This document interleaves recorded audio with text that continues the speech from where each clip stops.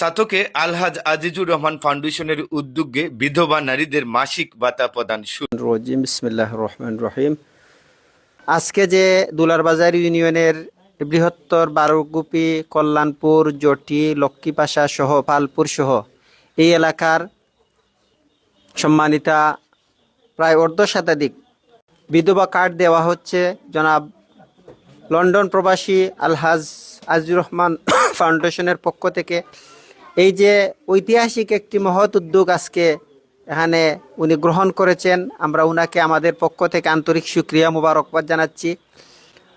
এই আলহাজ আজিজুর রহমান ফাউন্ডেশনের সাথে সম্পৃক্ত যত কলা কৌশলী যারা আছেন, বিভিন্নভাবে সহযোগিতা করছেন, কষ্ট করছেন, পরিশ্রম করছেন, আমরা তাদের প্রতি আন্তরিক শুকরিয়া জানাচ্ছি।